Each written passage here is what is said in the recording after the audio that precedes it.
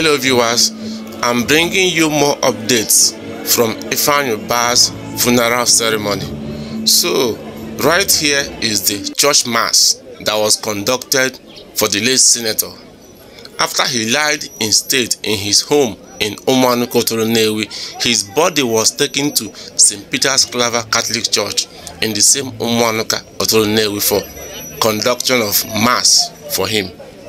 So, I'll allow you to watch this video and see for yourself how the mass was conducted. So many personalities were here. The governor of Anambra State, Soludo, was here.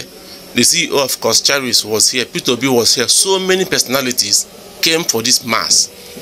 So sit back and watch this video. Thank you.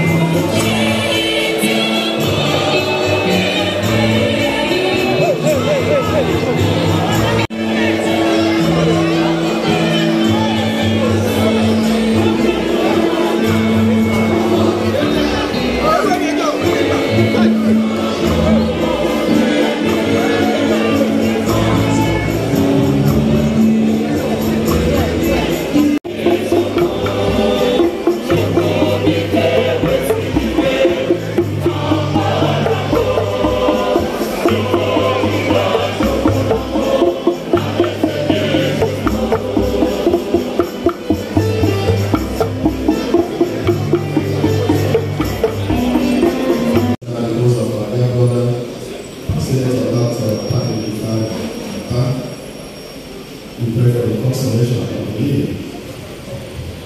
You are faithful and you are expectations for the sinners.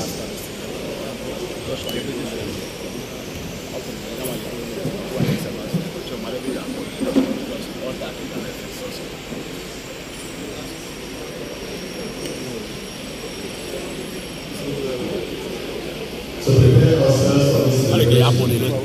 Let us all find ourselves and pray for God's forgiveness.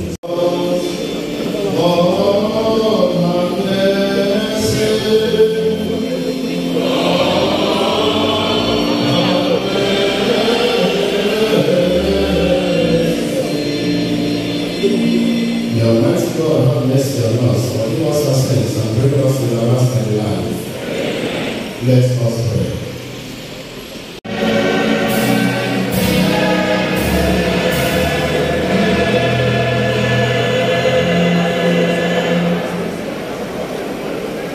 Those sharing with you, we believe that all will remain settled now. Please, we are inside the church. Stop sharing the brochure now, please.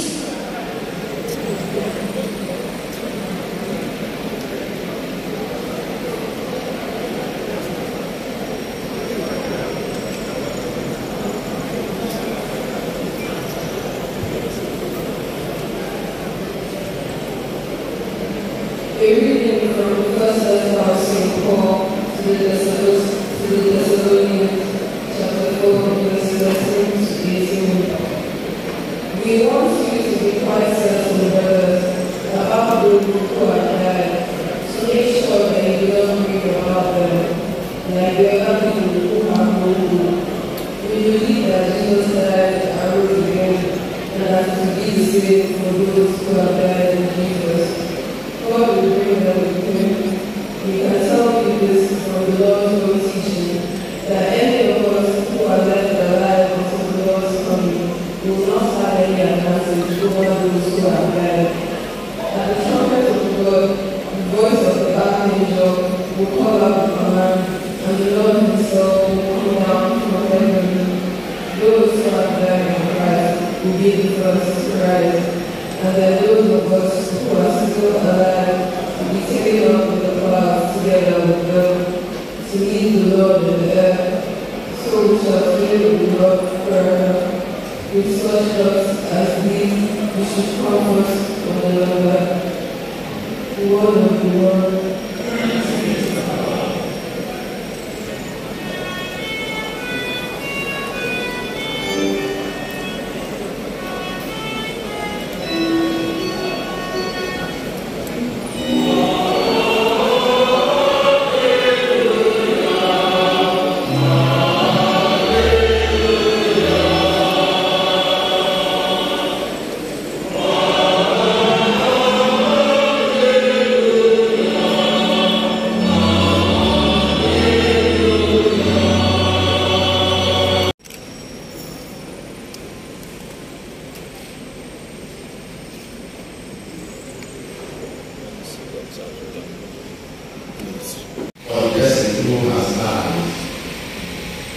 It is always an opportunity to earnestly pray that God's infinite mercy will admit the person to eternal life, merited by the death and resurrection of our Lord Jesus Christ. The Bible teaches us that it is a holy and wholesome cause to pray for the dead, that let them be loosed from their sins. 2 Maccabees chapter 12, verse 46. And therefore, we pray, may the soul of Senator Dr. Patrick Ifanuga and the souls of all the rest of the family, through the mercy of God, rest in peace. Amen. May they rest in peace. Amen. We continue to pray for Patrick as we prepare to go the same way as God's own time.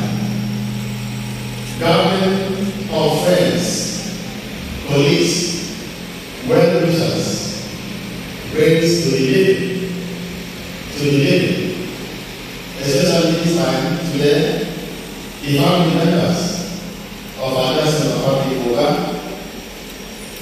friends, and the undiagnosed associates, comfort of hope. That Christian hope which carries the certainty of reunion in eternal life. This consideration of solidarity with the dead as well as with the living induces us to always have endurance and pray for the dead. That is why the church is always very reluctant to deny.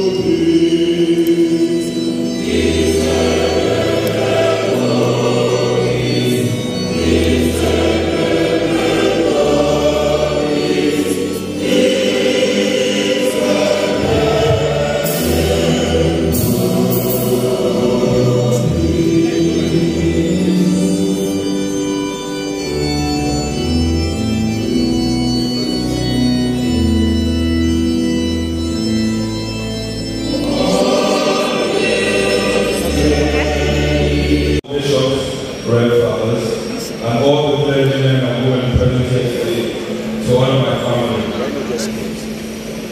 I have to thank my executive governor and all the governors and excellencies here today. All traditional rulers, all representative capacities on behalf of myself, my mother, and my siblings, together with all those brothers, both ways, will be ever grateful for this costly gesture. My father, our father, and your friend, either business, political, humanitarian, or philanthropical, wherever he is and ever will be, he will ever be grateful. For identifying with him both when he's alive and in death. God bless you all for coming and always shout to us after today to know how we are doing. I implore you all to remember my mother, who has been a pillar of strength, for carrying all five of us, surmounting all the hurdles and obstacles that may decide to leave the devil's advocate on our way through keeping our dad's legacy and wishes together. I want to also give a special thanks to the standing committee who has been with us all through the way, endless meetings, late night after night. I want to thank you all. We will not be forgotten.